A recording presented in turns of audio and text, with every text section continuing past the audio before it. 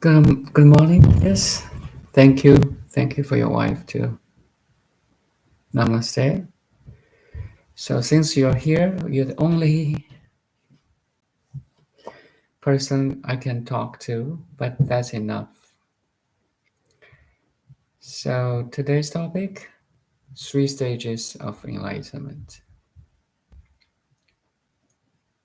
Before I say any stages, you're already enlightened. You're originally enlightened being. But for our mind, for our reasoning, logic mind to understand, there are stages of enlightenment. That's why I have this topic. So 3 stages. The first one, the awareness, you, the pure mind, can be separated from the contents of the mind. That's the first stage.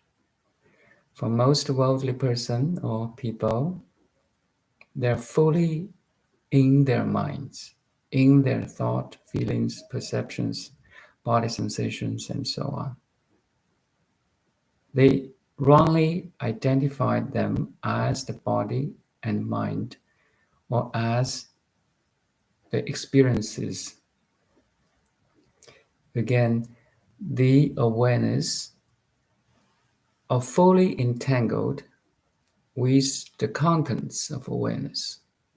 They cannot separate from their experiences. So, meaning the awareness cannot be separated or be freed from the contents of the awareness. So, in this perspective, the first stage of enlightenment is that the awareness can be free from the contents of awareness.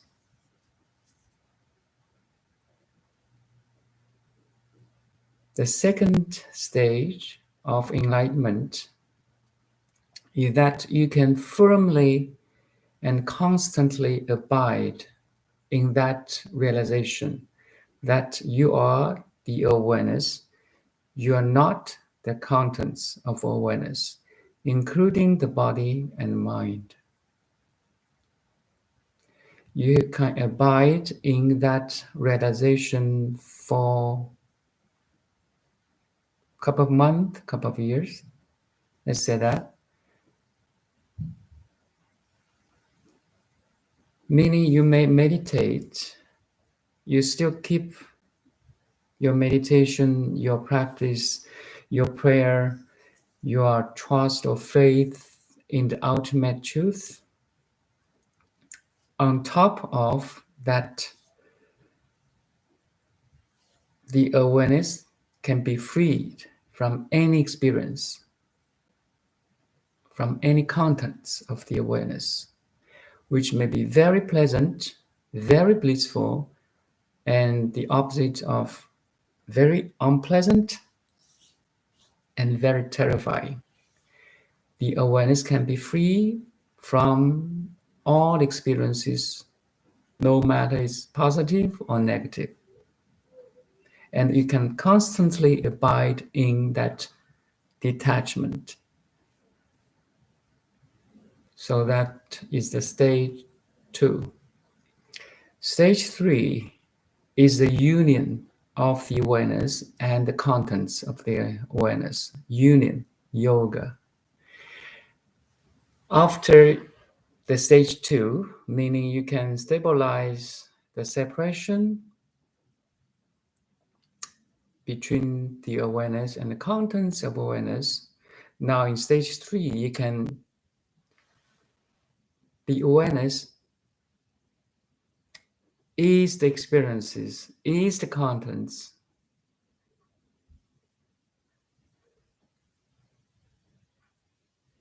of itself.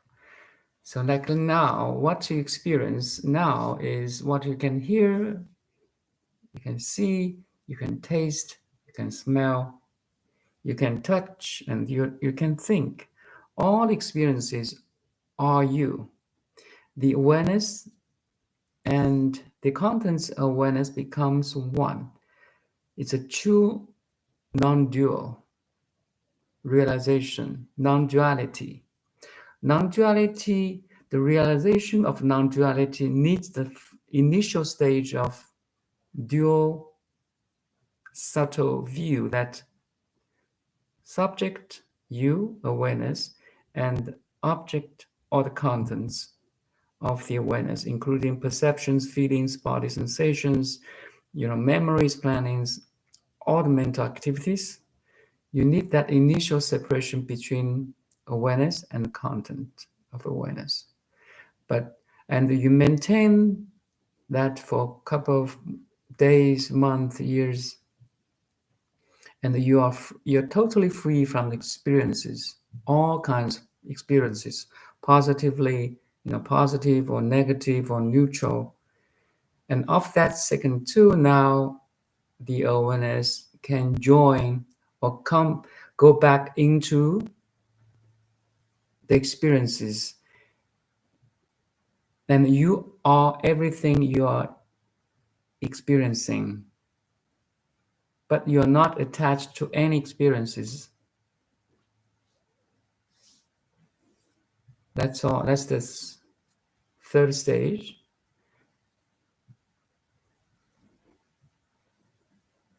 And actually, all the three stages is one thing. But for the monkey mind, for the logical, reasoning mind to understand, there's three stages. Actually, it's one stage. It's one vehicle. Ekayana. In Buddhism, we say ekayana. We have lesser vehicle, we have great vehicle, we have ekayana vehicle. All the pointers to pointing who we are or what we are.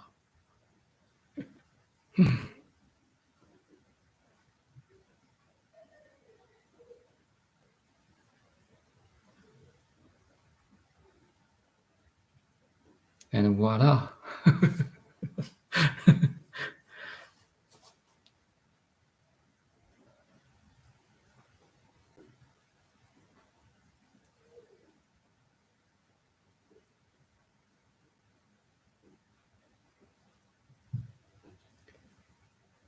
So, if I can say more, is that in this final realization, let's say again to repeat the three stages, you have a separation, you can stabilize that separation, and there's a union. This realization in Buddhism, we have another term is Chan or Zen. Okay, that's the real meaning of Zen. You realize you're one with everything,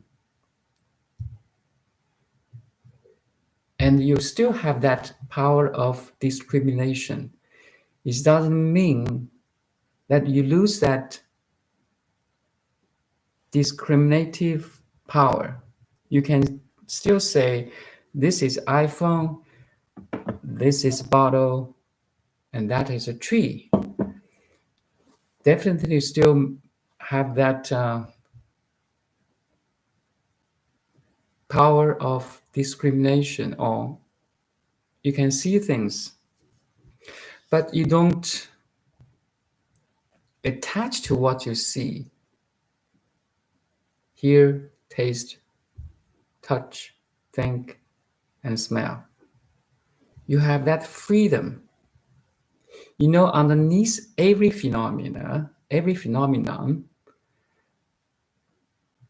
there's a unifying element of all, which is you.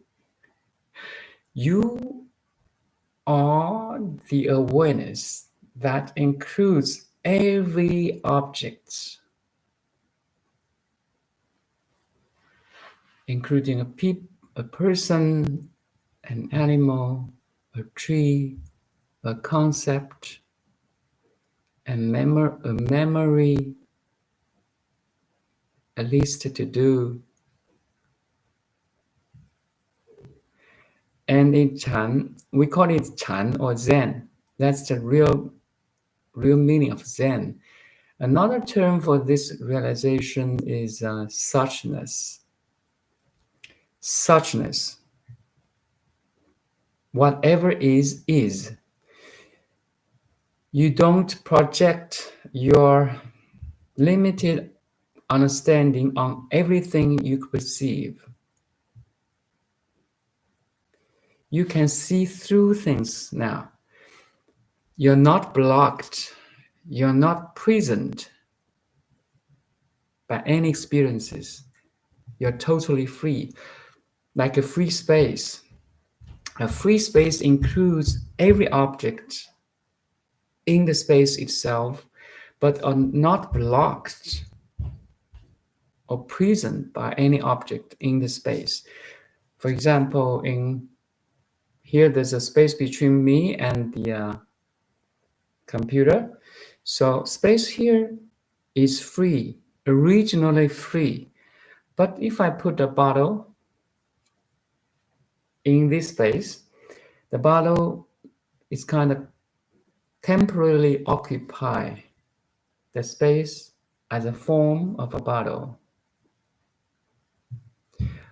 But I can remove this bottle and the space itself is free, originally free, never been really occupied by anything, not by this bottle, neither by this cell phone or anything 10 minutes ago, 100 years ago, a million years ago, maybe a dinosaur walking in this space. They say that, you know, maybe before this house or room was built, there's a tree standing in between this space. But neither of them has real the power of, occupy the space itself. The space is originally free, innately free from any occupation. So Zen is our pure consciousness or pure mind. No objects, no concepts, no feeling and perceptions can really occupy the pure mind. And in this perspective, Buddha has another metaphor. He used the metaphor of reflections and a mirror. So no reflection in the mirror really influences the mirror, while mirror itself can reflect everything.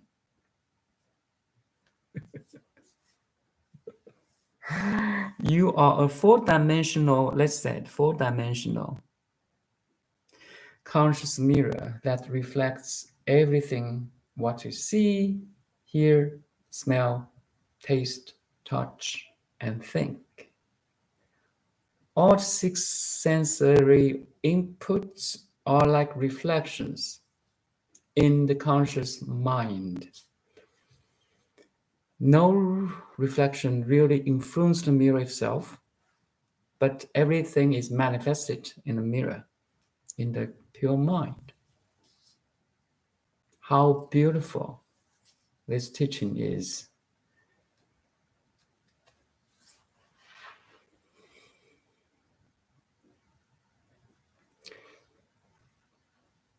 So modern metaphor, more like a modern terminology or metaphor is the smart TV. We watch movies, documents, news, or sports in the TV. But, every image in the TV is a modulation of the TV. But all the programs in the TV, sports, documents, news, has no real influence or power,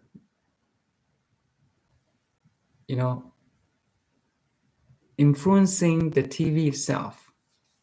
Everything happens in TV, it appears in TV,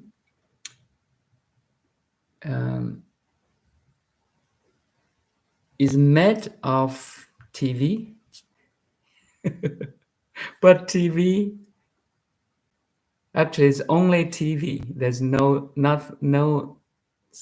programs.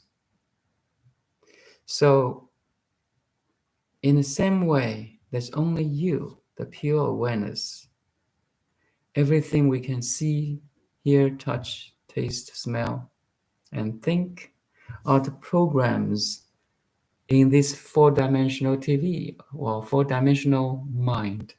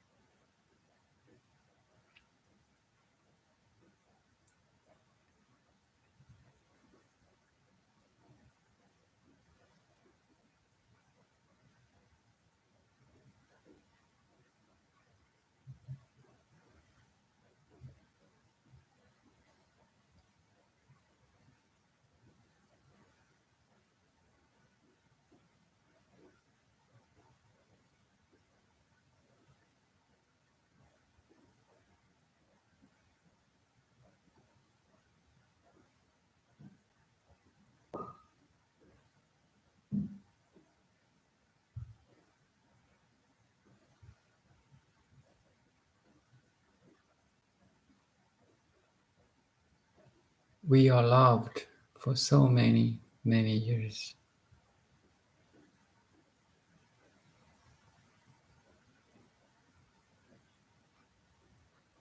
All awakening is to recognize this original love.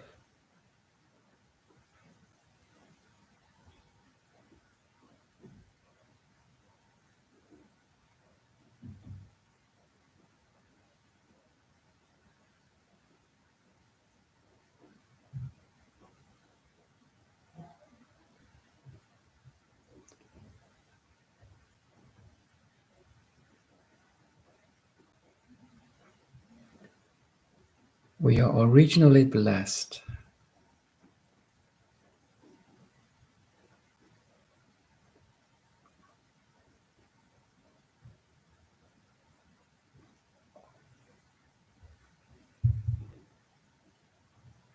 Human civilization or evolution has reached a point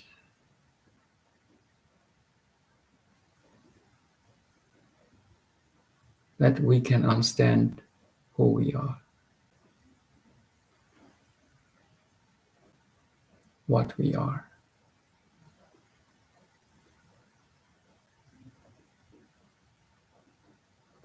That's the purpose of evolution. All the programs, the purpose of programming is to realize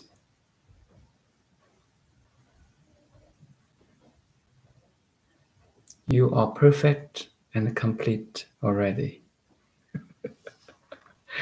You are free from any programming.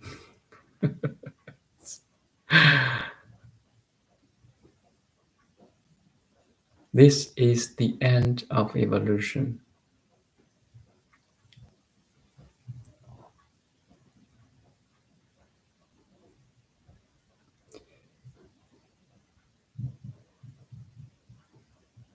This is the final destination.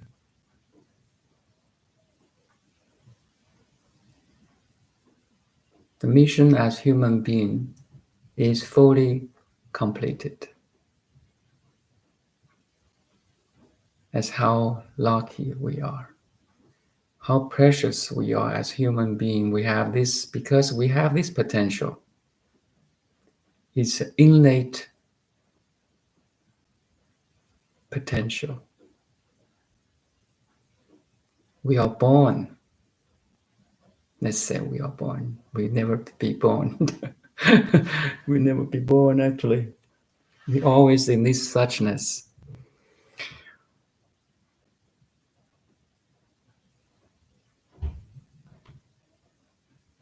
We always Buddhas disguised as a worldly person.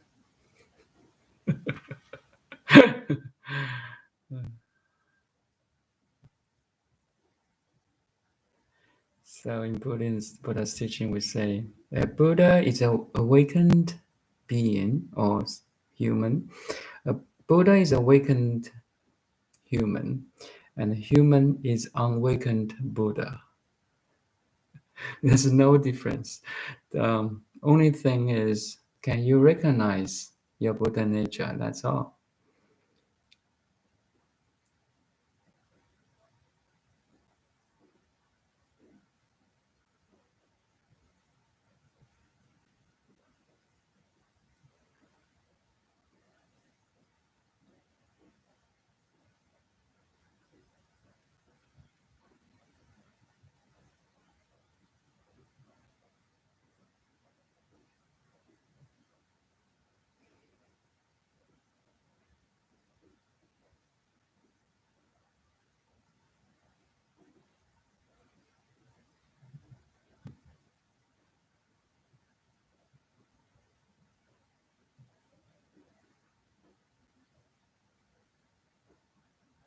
So if you do have any question, I'm ready to answer. But if you don't, it's okay. We may end in silence.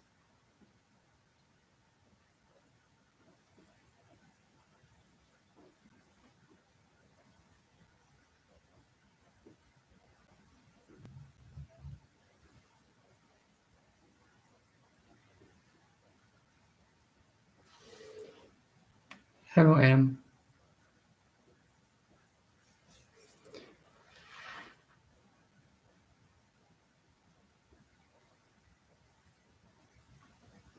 I'm doing very well. Wellness is our essential nature.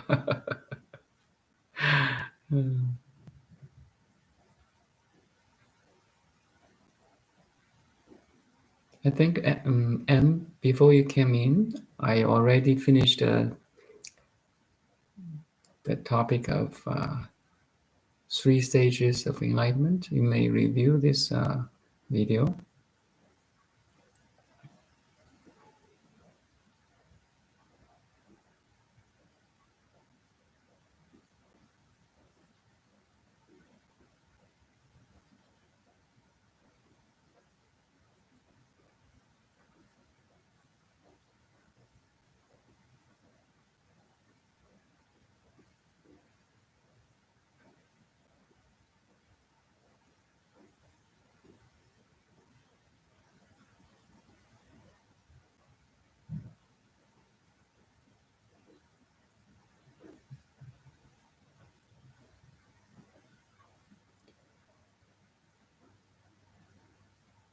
So your question, what are some ways that the ego may try to sabotage enlightenment?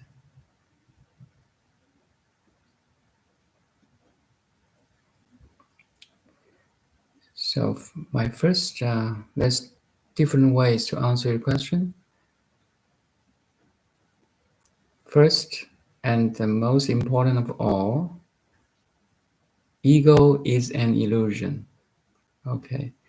Ego is the wrong projection. Ego itself has no essential existence.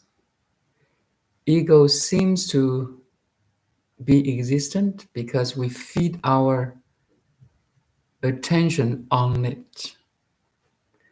The pure awareness collapsed into a finite form, a finite thought, feelings, perceptions, a limited understanding of who we are. Ego itself has no true existence. Ego exists because of the pure awareness. Oh, that's you. So you are always the boss, and ego is a CEO of the company. Okay. And you can fire the CEO anytime. But for the most of the worldly person, they don't know this relationship. They lost in the thoughts, perceptions, experiences. They feed their attention to all the inputs of the six senses, sensory organs. So fundamentally, ego cannot sabotage your pure being. Ego has no power over you, the pure consciousness. No reflections can really influence the mirror itself. Okay? You are always the boss. The only thing is, all awakening is you are the boss. That's called awakening. Everything you can see, hear, touch is your servant or your employees.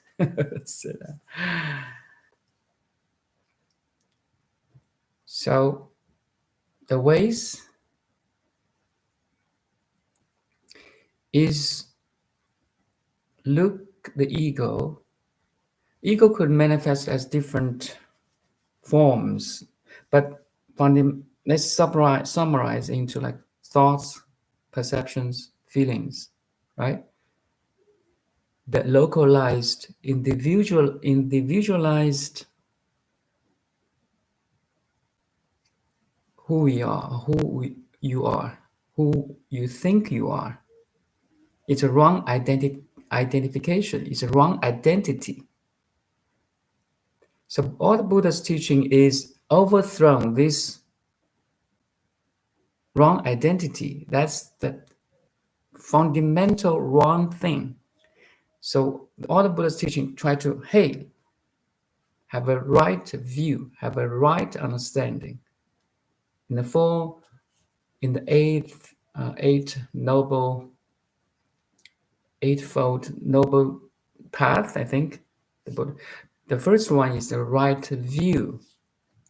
If you have wrong view, everything following the wrong view is wrong. Ego is empty. There's no essential self-existence. Okay, you are the boss. Thoughts, feelings, perceptions are the servants, the employees that we can use or manage to serve, to love, to experience.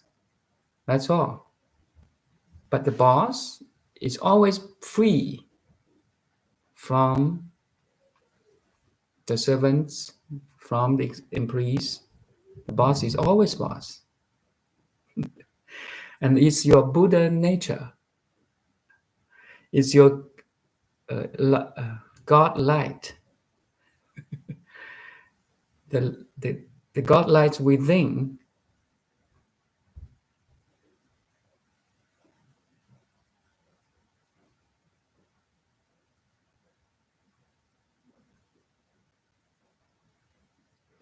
ego is due to ignorance, yes, wrong identification. Ignorance means you don't know who you are. Or in other words, ignorance is a wrong identification that you are the body and mind. You are the body. Mind includes in the perceptions, feelings, thoughts, memories, any mental activities. Wrong identification is ignorance.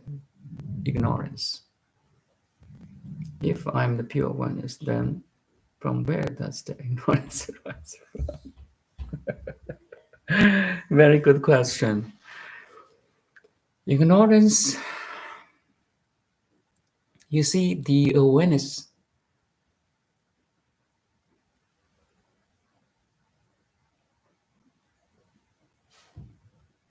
has to rely on the six senses to be aware, to think, to see, to smell, to touch, to taste, to hear, are the applications of the pure awareness. But we lost in the experience. Once you identify yourself, the pure awareness, with the contents, with the experiences, that's where the ignorance arises. The pure awareness becomes the contents. All the contents of awareness, let's say the phenomenal world, are empty. Emptiness means they come and go. They arise and ceases. They appears and disappears. All the phenomenal world appears and disappears, rises and falls, comes and goes. The nature of the phenomenon, any phenomenon, is like this. If you identify with all these contents, whose nature is empty, whose nature is transient or ever-changing phenomenal world, if you identify, attached to all these experiences, which is transient, ever-changing, then you suffer. And it's the origin of the ignorance. So all awakening is that, okay, I'm the awareness. Here is my experiences. I can be free from the experiences. That's called wisdom. wisdom is the antidote of the ignorance. But it's like, let's say, medication and sickness. Ignorance is like a sickness. So we use medication to treat a sickness. But even once the ignorance is empty or unreal, the medication is unreal and temporary or a practical treatment to that sickness. Once you realize that you are Buddha already, you have no ignorance, so you don't need medication. Both ignorance and wisdom are in the dualities. It's still in the duality, but it's a good duality. I mean, the wisdom is the antidote of the ignorance.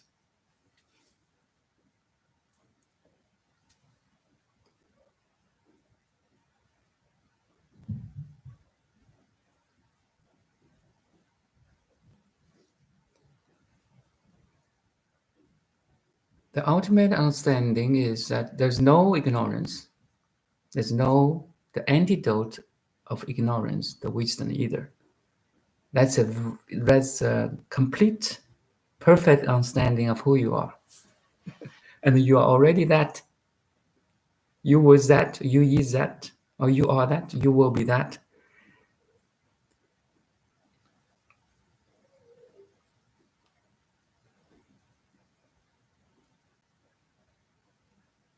You're beyond space and time, actually.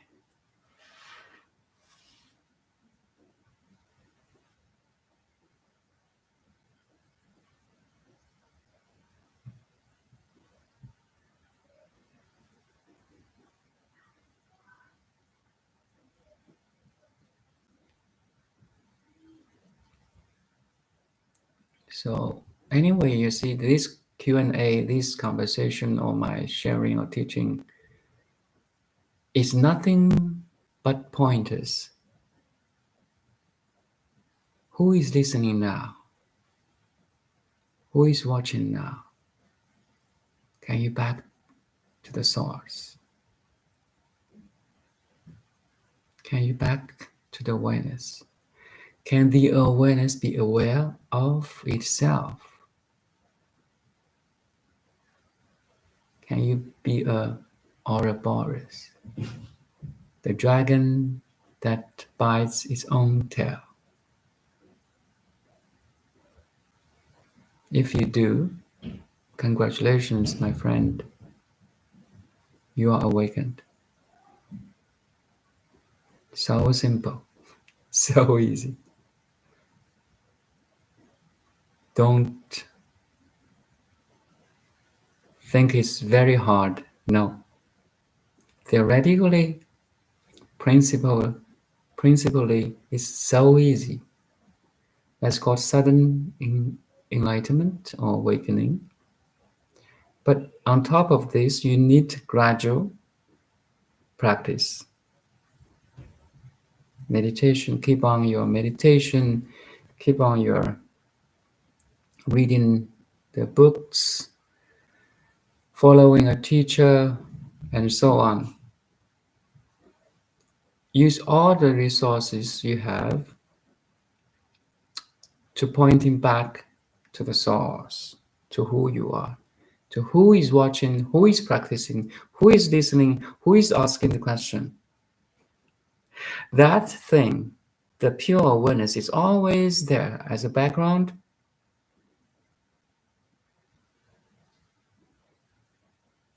Never been submerged.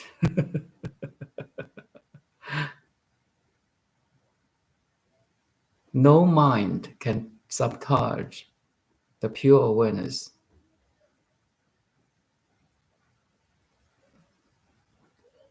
How many minds we have now? 7 billion different minds. No mind can submerge the enlightenment. Not this time, not this generation, not 10 years ago, not 500 years ago, not 10 years later, not in 100 years. It has never been sabotaged. Okay. And it's your originally innate state. You are perfect and complete already. The place you're looking for is the place you're looking from. Everything we are looking for, health, wealth, happiness, self-accomplishment, already here and now. You need to confirm, you need to answer this question by yourself. Realize this by yourself. Firmly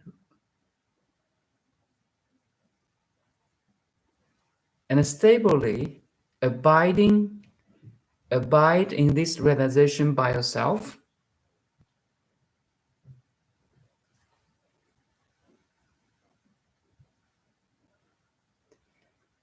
And everything you can experience now is yourself.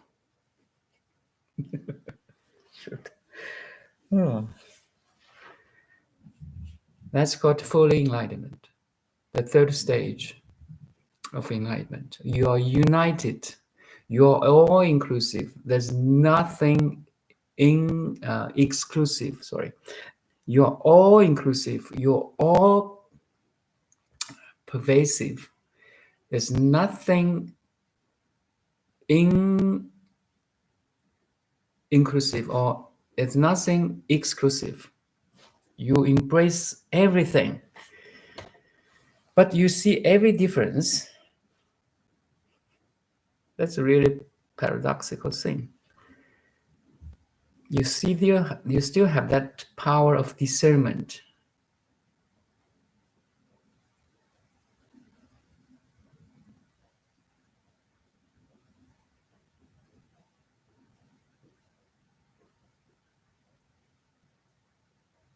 Thank you, Miss Anne. Now we have 3 persons here. So 3 neurons, 3 cosmic neurons are talking about cosmic mind, talking about cosmic intelligence. And in each of 3 cosmic neurons, the human brain, now we have 3 human minds talking about cosmic intelligence. In itself, in our individual human brain, has roughly 1 billion neurons.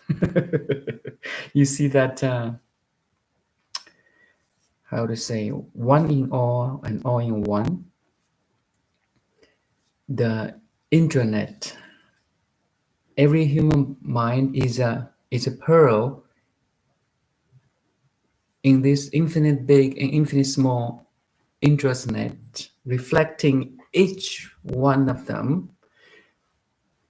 My mind is reflecting all the minds of Buddhas, of Bodhisattvas, sages, all my experiences and education I'm reflecting all. And so are you, so is everybody.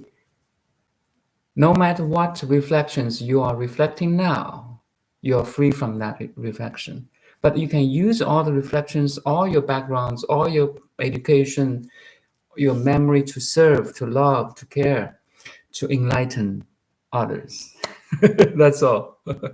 And everybody has a unique, special way to be awakened and to awaken others. That's how beautiful we are. Every one of us is so beautiful and precious and unique. There's only one Dong. My name is Dong. There's only one Dong, this body mind, in infinite numbers of human beings or beings, includes animals. In the past 1,000 years and in the future 1,000 years, there's no identical Dong as me anymore. I'm so unique, precious, and special. So are you. So is everybody. So is everyone.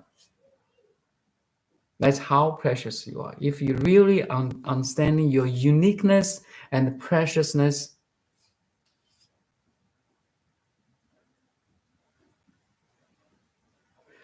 you're a unique child of the God. You're the special manifestation of the cosmic intelligence. You are the ultimate, you are the manifestation of the ultimate in a very localized, individualized form and name, including your experiences.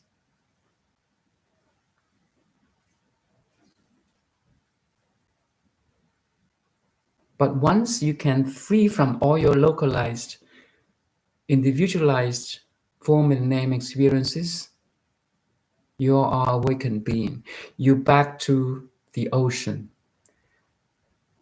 The finite drop, finite currents or waves, bubbles, disappears or resolves into this formless, infinite big, infinite small ocean we now call universal unified field. Science are using a very good term.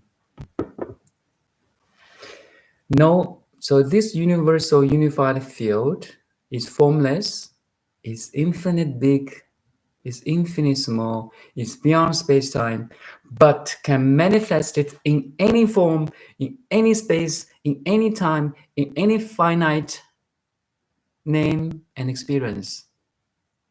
You see how beautiful you are. You're totally free, but you can choose to manifest.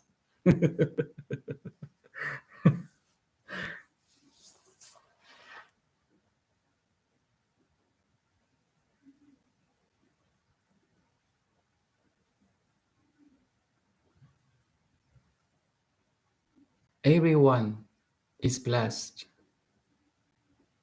is loved hugely, tremendously already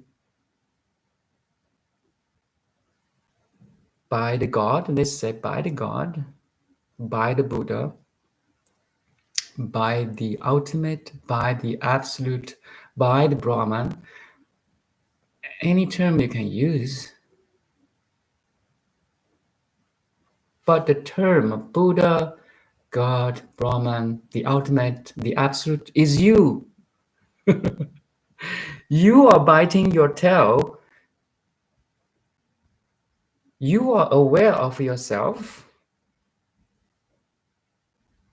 That's the process of awakening. You don't lose your self experiences.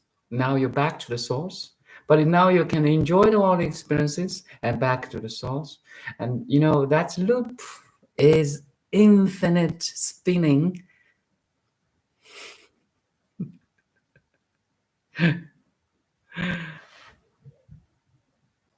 Right at this moment, everything you can see, you can touch, you can smell, you can taste, you can hear, you can think,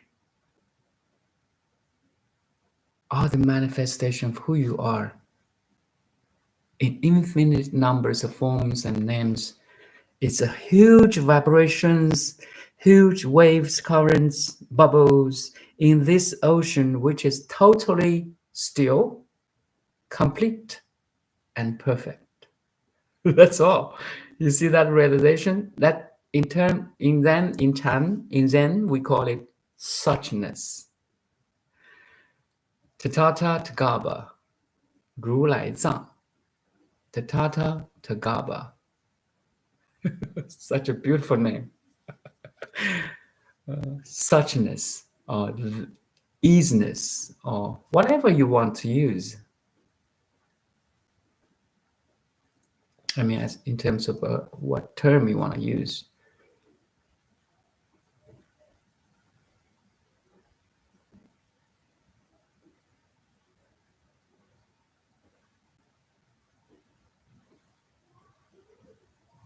Brahman and Atman are one. The drop in the ocean is the ocean.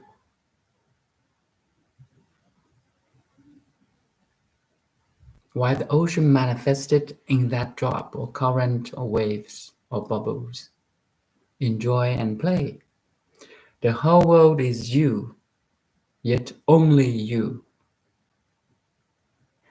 Enjoy and play.